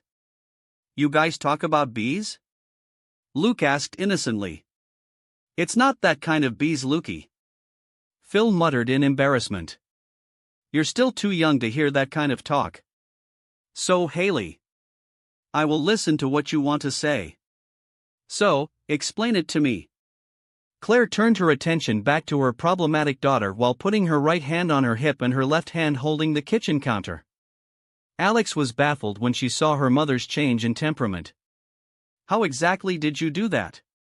she asked whisperingly while taking a seat next to me on the sofa. Shrugging my shoulders, I said, "I didn't do anything." She became self-conscious as she noticed my presence here. Therefore, she tried to hide the part of herself that may seem unsightly to me. "Why?" Alex asked in confusion after she realized the truth in my words by checking out her out-of-character mother. I turned toward her and said with a sly smirk, "Because I'm her boss." No one would ever want to act out in front of their boss. Unless they are an absolutely abnormal person. Mitch and Cam's house. Third-person POV. The 1-year-old baby Lily was looking at the abnormal person playing with her legs in confusion. The old lady tried her hardest to make the baby laugh by babbling incoherent words to the baby. "Mom, what are you doing to her legs?" Mitchell asked while holding a teddy bear for Lily. "Tai Chi, I did it every day in Sedona." Dee replied snobbishly before turning to her son's partner. "Cameron, you should try it." Cam's face froze as he was caught unprepared by the attack. Mitch and Cam's commentary. "Mitchell's mother has a problem with me," Cam said while gesturing at his large-size body. Mitchell scratched his head as he couldn't find any words to defend his mother.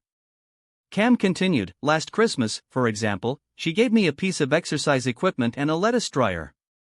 So, to recap, I gave her a gorgeous pair of diamond earrings, and she gave me a hint." Mitchell opened his mouth to say something, but again, words eluded him. Commentary ends. After Lily had fallen asleep, the trio moved their conversation to the living room so as to not disturb the baby. Dee had dominated the conversation alone for 15 minutes as she shared the details of her life, living far away from the rest of her family members. "And living in Sedona has been transformational.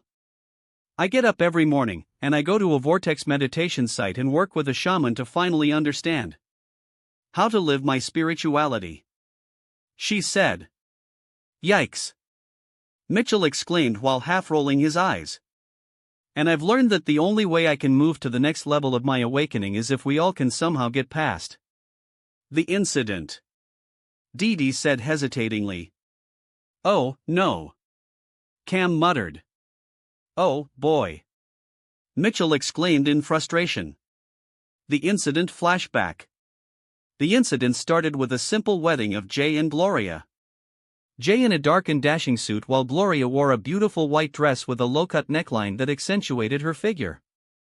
It was a happy day, the weather was lovely, the guests were plenty, and the general atmosphere inside the lavish wedding banquet hall was harmonious. The wedding photographer was interviewing Dee for her to give her wishes to the bride and groom.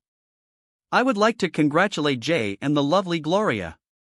I'm very happy for them," Dee said with a fake smile on her face. Jay and Gloria's commentary. "I wanted a big, beautiful wedding with Jay because my ex-husband and I got married in a tiny, little office of a judge in Colombia. Jay held Gloria's knees to show her his affection. But then, both of them lost their smiles." Cam and Mitchell's commentary. "Well, my mother wanted to go to the wedding to show everyone how okay she was with all of it, so I convinced Dad and Gloria to invite her." Mitchell explained with a hint of frustration in his voice. "Who warned you that that was the worst idea ever? Anyone?" Cam said with a smile while slyly raising his right hand up. "Anyone?" he asked again. "Oh." He giggled as he saw he had raised his arm up. Commentary ends. Back to the video interview. Dee chuckled awkwardly before speaking insincerely, "Of course, I've moved on. I was supposed to come with a date, but he just hurt his back, which is very ironic because he's young and healthy." Phil and Claire's commentary. "My mom started drinking these cocktails called Horny Colombians with some of Gloria's uncles whom, apparently, the drink was named after," Claire said in dissatisfaction while crossing her arms. Phil laughed and said, "Oh, come on, they were funny. They kept patting my butt," Claire said seriously while looking at Phil in disbelief. Phil laughed and said, "Somebody's full of herself." He turned to the camera screen and explained on behalf of Gloria's uncles, It's a Colombian wedding tradition," they said. Commentary ends. While the guests were giving their toast to the bride and groom, the drunk Dee suddenly stood up and clinked her glasses using a spoon to give her own version of the toast, even though she wasn't set to give a speech today, nor did she ask for permission from anyone to do so. "I would like to make a toast," Dee said. Haley's commentary. "Yeah, Nana got totally wasted," she said while remembering the incident. While giggling, she said, it was really funny." Her smile disappeared after recalling the entire memory. "Then it was gross." Commentary ends. To the bride and the groom, my ex. Dee started her toast. 35 years of marriage. And he couldn't wait 10 minutes to run off with Charo, slur for funny-looking things / slutty things. Dee made an inappropriate joke, causing the crowd to gasp and Gloria to get mad.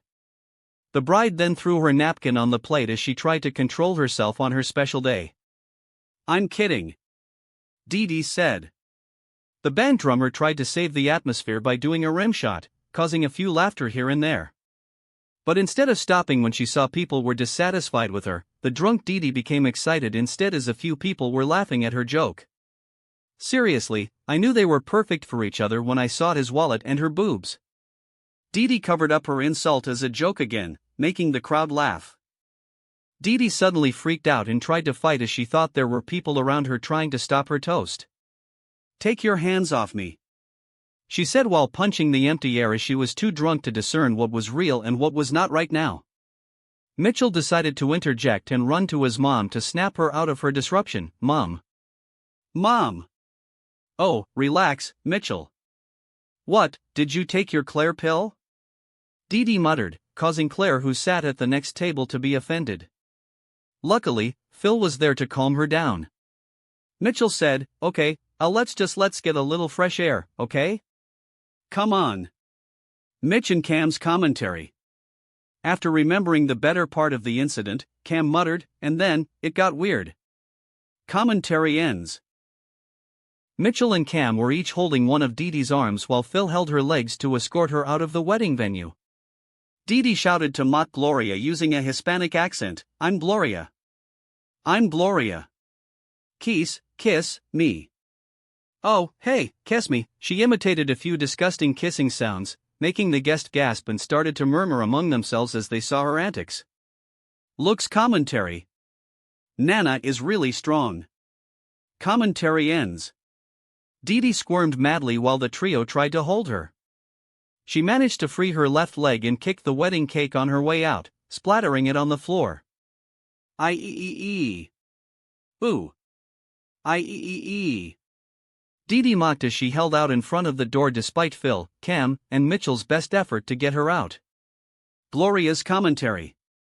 During my vows to my first husband, drug dealers burst in and assassinated the judge. This was way worse. Gloria said in a solemn tone. Jay laughed and said, "What can I say? I drive women crazy."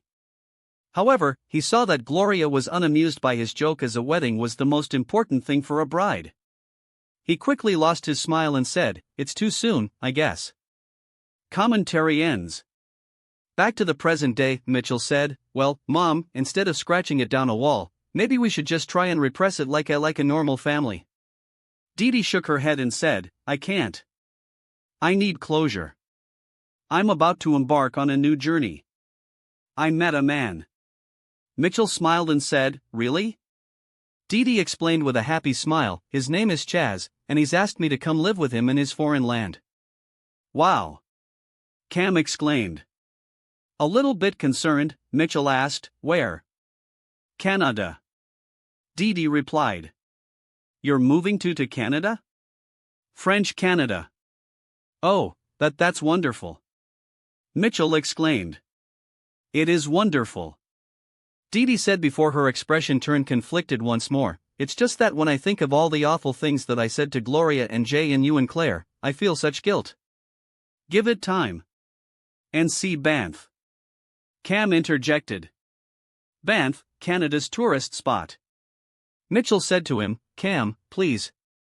Dee confessed, "I just can't give myself to him sexually," causing both Mitchell and Cam to be uncomfortable.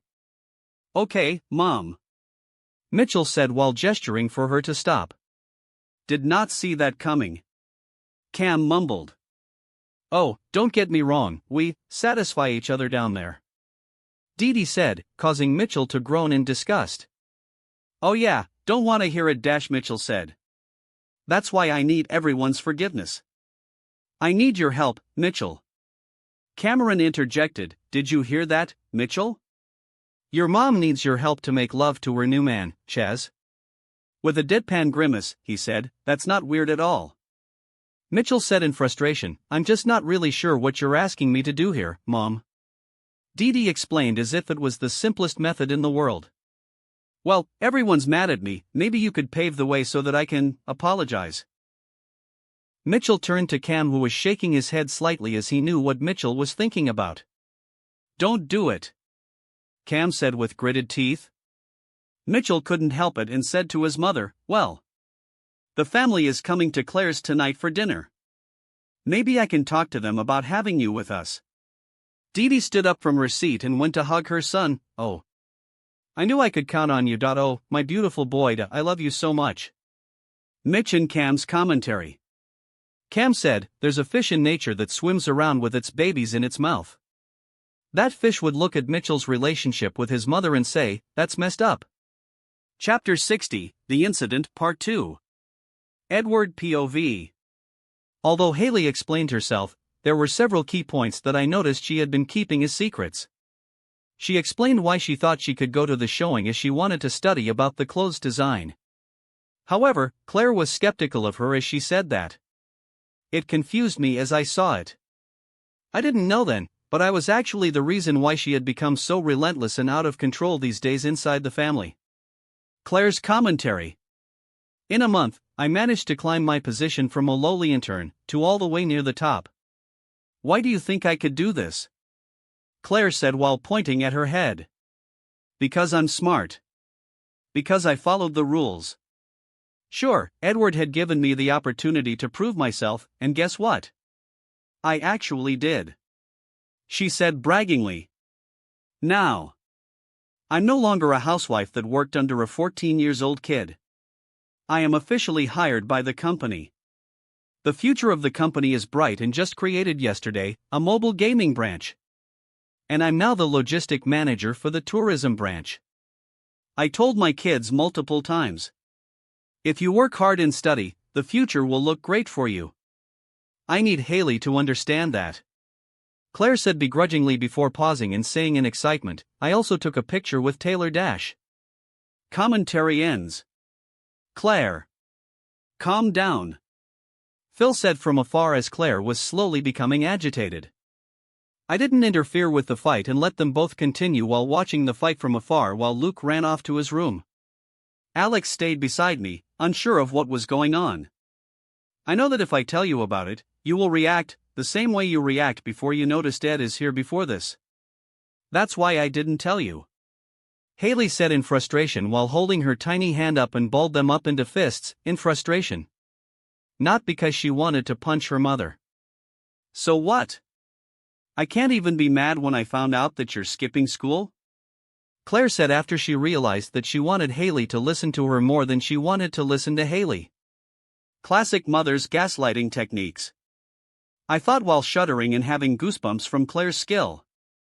I'm only skipping a class. I didn't skip school. Besides, I didn't go there alone. So if your friend jumps into a lake, you will follow them and jump too? If those friends are Abby and Tara, I will. Both of them are smart. They will make sure that it's safe to jump into the lake, before we jump in it. Or if you're behind me being like this, I will jump in even without my friends. Claire rolled her eyes while Haley's chin quivered. Damn, this is a full-scale war instead of a fight. I thought secretly while watching them bicker from the sofa. Phil decided it's time for him to interfere, so he rushed to the kitchen. Why don't we all take a deep breath? You don't know what you're doing. You're surrounding yourself with bad friends, Haley. Claire said in frustration. At least they don't talk to me like I'm an idiot. Haley shouted before turning her back against Claire and walking away. As the string of rationality was snapped off inside Claire's mind, she shouted, You're grounded. Sure, you must be waiting to say that since the start. Did you even listen to what I was saying? Haley said with teary eyes as she ran off to her bedroom upstairs. Haley-Claire tried to stop Haley, but Phil stopped Claire. I'll go talk to her. I rubbed my chin while looking at Claire's direction. It's awkward now. Are you still staying for dinner? Alex asked. I don't know. I will see what happens next, then I'll decide. I replied to Alex after turning to look at her face. Claire heard our conversation and she flinched involuntarily after I turned toward her with an innocent smile plastered on my face. I'm going to make dinner, Claire said before she ran to her bedroom. Making dinner on her bed? I asked sarcastically. Alex rolled her eyes and said, "You are enjoying this, huh?" "Not at all. I don't like seeing people fight. Especially since it's a very stupid fight." I replied. "Stupid? Why do you say that?"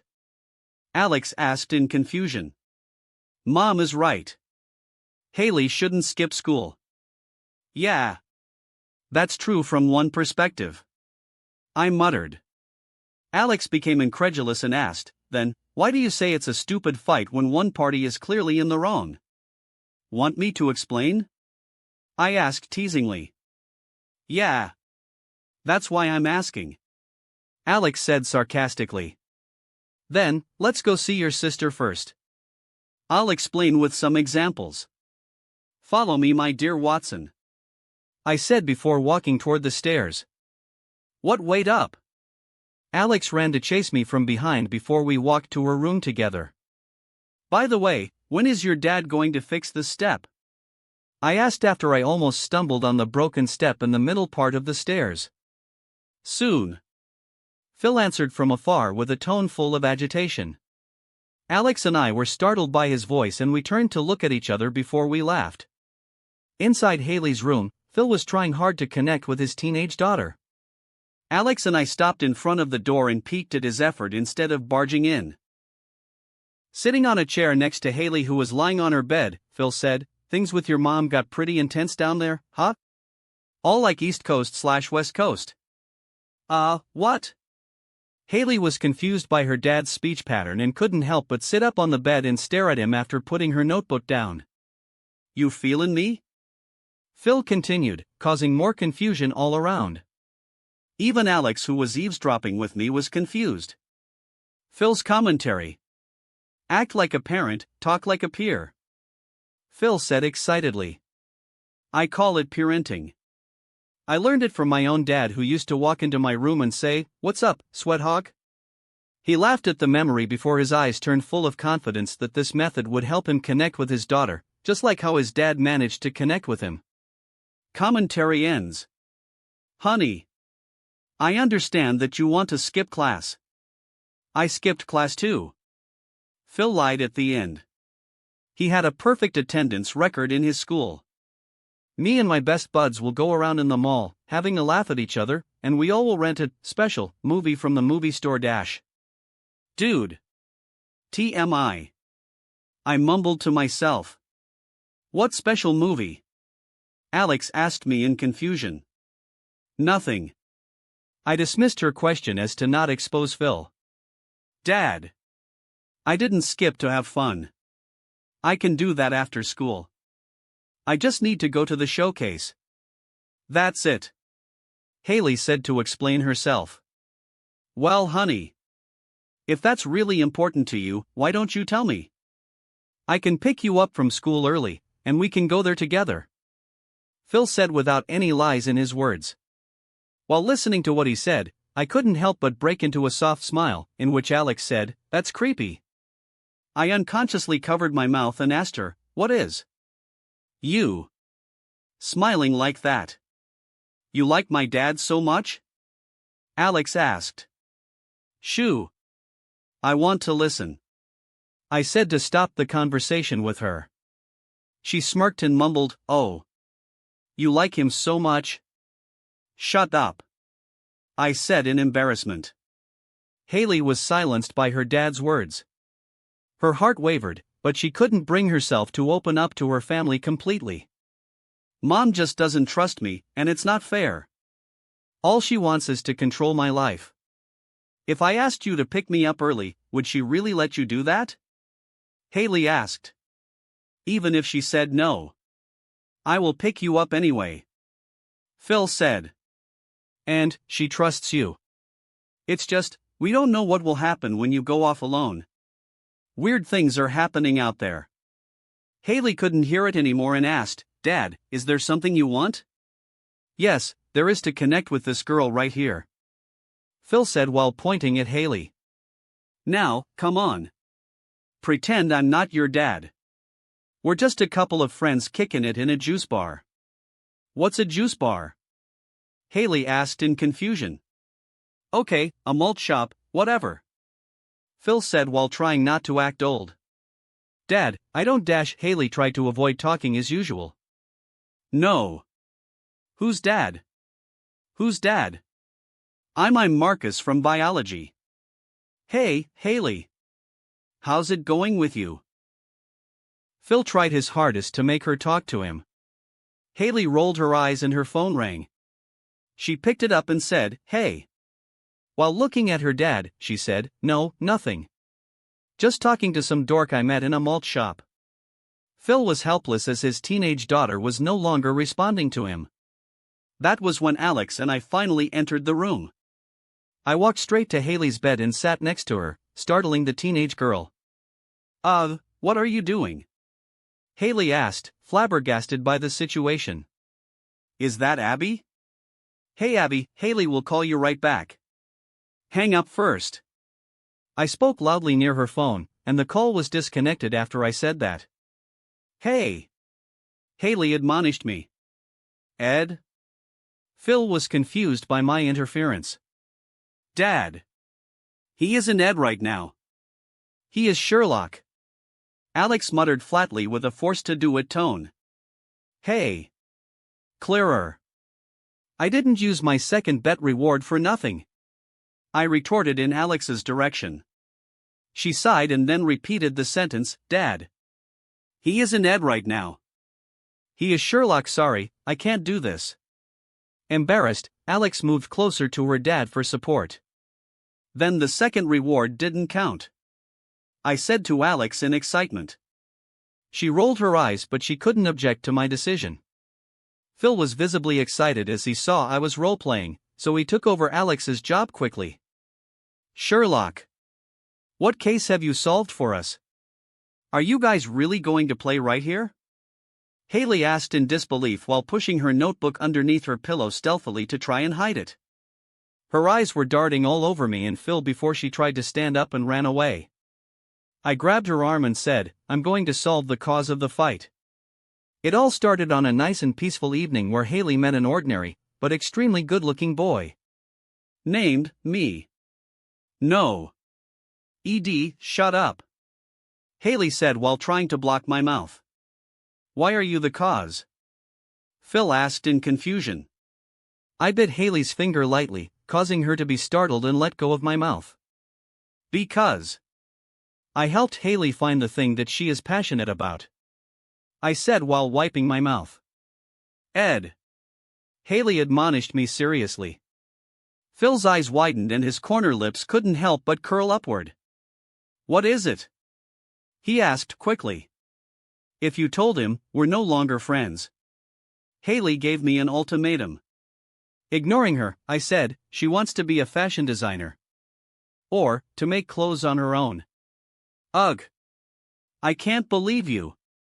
Haley stomped off from the bed to the center of the room, extremely embarrassed as her secret was out. "Honey. Why are you mad? This is a good thing?" Phil was extremely confused by Haley's reaction. "Dad. Get out." Haley tried chasing Phil out from her room, not knowing that the commotion had attracted Claire to eavesdrop on the door. "It is a good thing. And when you know about it, what will your reaction be?" I asked Phil before Haley could push him out. "Well, I will support her no matter what," Phil said without hesitation. "That's the reason she's reacting like this," I said, causing Alex, Phil, and Haley to fall into a confused state. "Why is that?" Alex asked as her scientific curiosity was invoked. "She's a teenager. We tend to pry ourselves away from our parents. It's not 100% the parents' fault, but it's a time in our life where we want to create an identity for ourselves." "So, hormones?" Alex asked, causing Haley to let out an offended gasp. That played a part. Yes. But the main point for a child to move away from their parents is because of their parents' controlling behavior. I suddenly heard a soft thud on the door, and saw shadows underneath the door, therefore I knew someone was standing outside the room. Claire, huh? I thought before smirking slyly. Alex fell into a deep thought before asking, "Is this why you said the fight is stupid?" But, I thought you're saying that because you think both parties weren't at fault. Doesn't your reason tell us that Mom is at fault? Haley was in disbelief, therefore she walked briskly towards me and said, "What the hell are you both doing?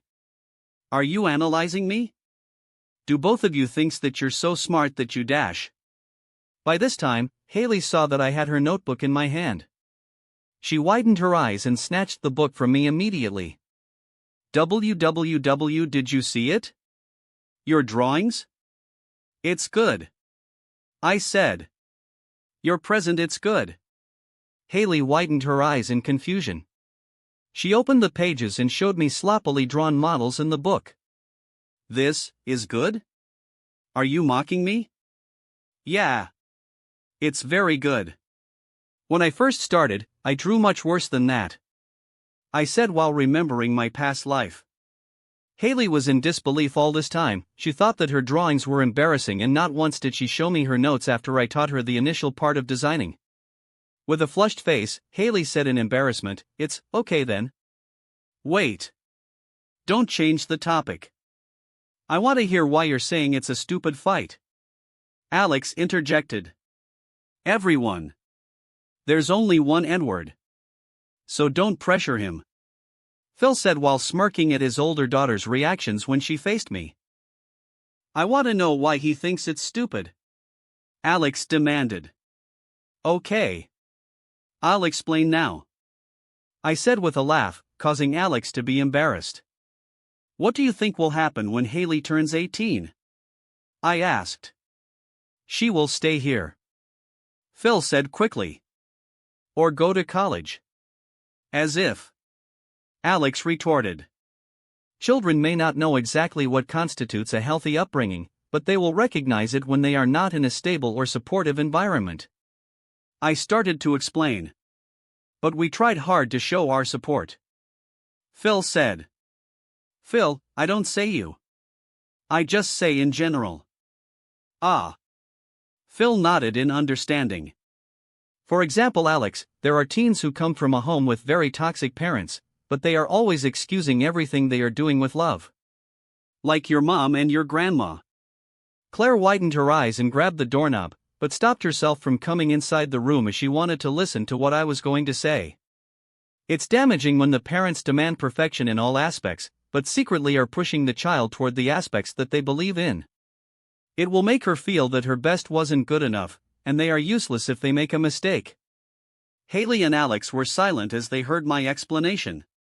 So, some children will try their hardest to get their parents' recognition, while some will stop trying at all. I continued.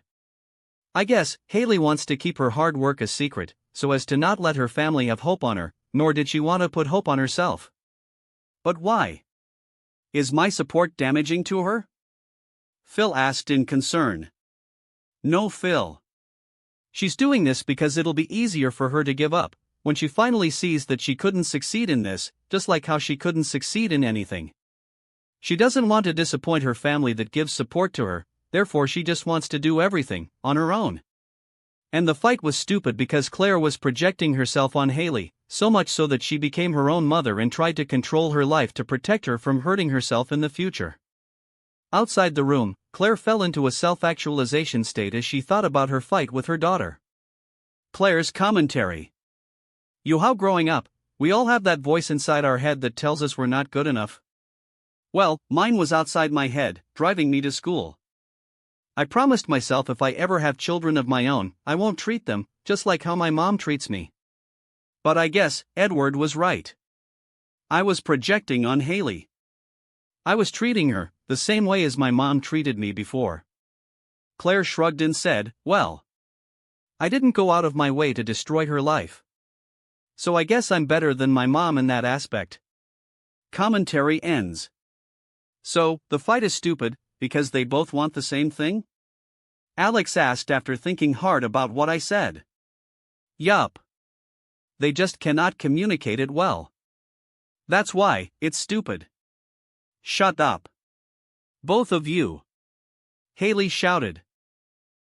Suddenly, Claire walked into the room while having a conflicted expression on her face. Mom! Haley muttered in surprise. Haley! I just want to say, I'm sorry. You're not grounded. I just wants the best for you dash. Before Claire could finish her sentence, Haley hugged her. Stop. I'm sorry. I should have told you what I was doing. Phil smiled and hugged both of her daughter and wife. I'm sorry too. I'll try to be less supportive in the future. No, Dad. You're missing the point dash, Alex said before Phil grabbed her and pulled her into the group hug too. That's nice. Also, I felt like Dr. Phil there for a moment. I muttered before I turned my attention to Haley's notebook instead of the family. Suddenly, the front doorbell rang twice, causing the family to stop their hug and release each other. We're going to have a talk about this later, Claire said before she exited the room and descended the stairs while Phil followed her from behind. Haley saw that I was reading her notebook and she ran towards her bed where I was sitting. Did you design clothes for me dash? Give me that. Haley demanded as she tried to snatch the book from me.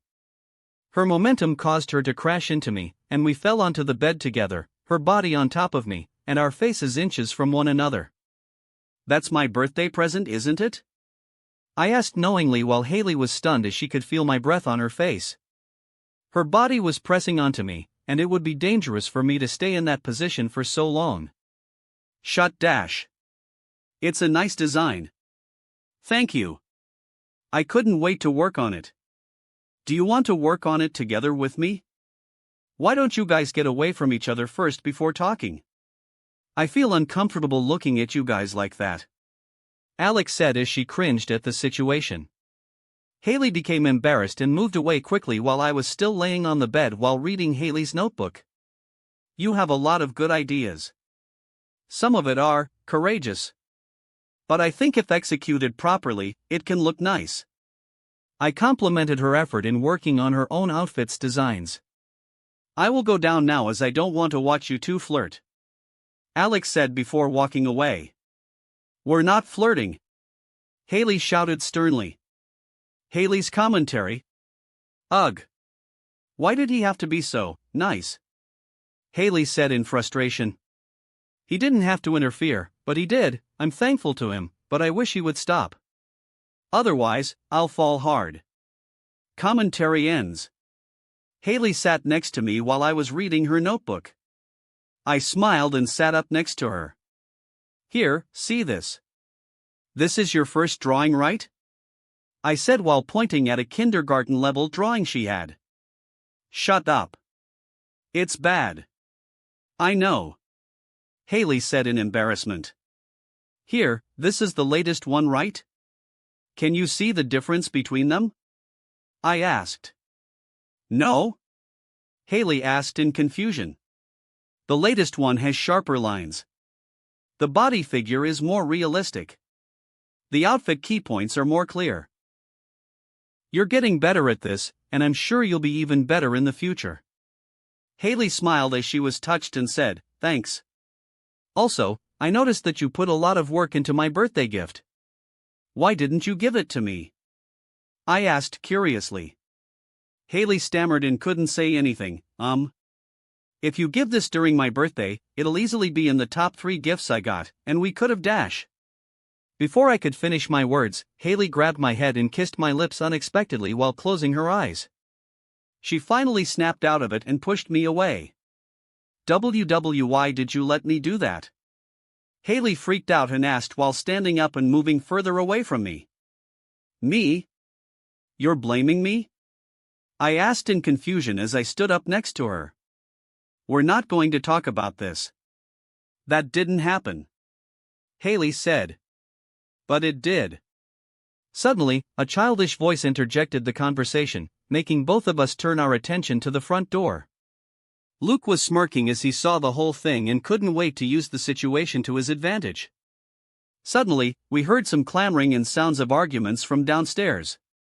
The sound of the strange female voice gave me goosebumps when I heard it. Dee? I mumbled to myself before walking downstairs, leaving behind a regretful Haley. That wraps up this part of What If Karmic Gacha System in Modern Family World. Thanks so much for listening. As always, new parts drop every 4 days, so be sure to stay tuned. Quick reminder. What if copy system in Naruto is now on hold, since we've caught up with the author? So now, I need your help picking the next project for the channel. I'm currently deciding between these 3 fanfics. What if Transmigrated in One Piece and becoming a Marine? What if Transmigrated as Minato Namikaze? What if Transmigrated into a Nightmare Mode Dragon Ball world? Please vote in the poll and let me know which story you'd like to see next. I'll take the top pick and start working on that series next. Also check out my Patreon channel for early releases of all the series, where you can find all the series released one day ahead of YouTube. If you enjoyed the video, don't forget to like, subscribe, share it with your friends, and please consider supporting the original author as well. See you in the next one.